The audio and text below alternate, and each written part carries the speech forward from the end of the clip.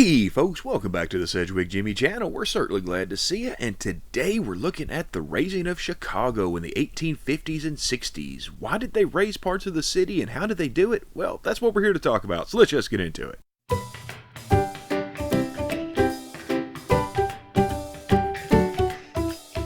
The city of Chicago was built beside Lake Michigan in a swampy area in which roughly the same sea level as the lake, making drainage nearly impossible. This came to a head in the 1850s when stagnant water led to outbreaks of dysentery, typhoid, and cholera, the latter killing about 6% of the city. This got the attention of the powers that be, and it was proposed by Ellis Chesbro that a sewer system was required in order to properly drain the city. The city passed his idea, which was to raise the ground level of the streets, build a sewer system underneath, and then raise the surrounding buildings to the correct height. Simple, right?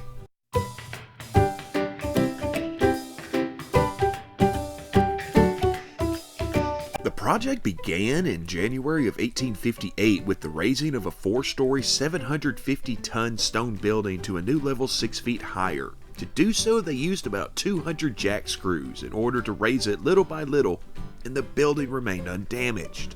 They would raise over 50 more buildings this way before the end of the year. So raising buildings, we've got that no problem. But how about half a block?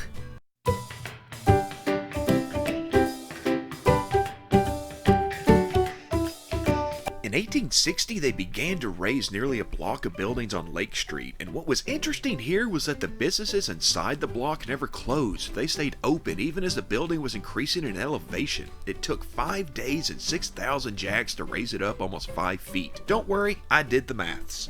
Meaning that seeing as the shops never closed, if you went inside and stayed for 3 hours, then when you left, the building would be about 6 inches higher than when you walked in.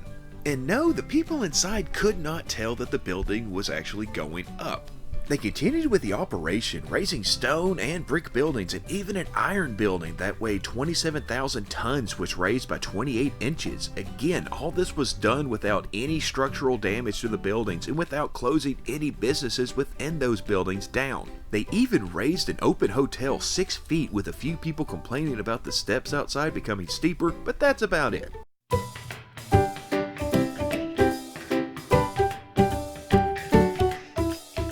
Along with raising buildings, there were quite a few old wooden structures that had been built years earlier that clashed with the burgeoning masonry and iron buildings going up. So if you're going to raise these old wooden buildings, why not just put them on wheels and move them on out? So that's exactly what they did. It became commonplace to see a moving wooden building or house moving along the traffic, with stories of families beginning their meal in their original location and ending it at their new one. Businesses stayed open as customers would have to jump into and out of moving doorways. Tuck and roll, folks, tuck and roll.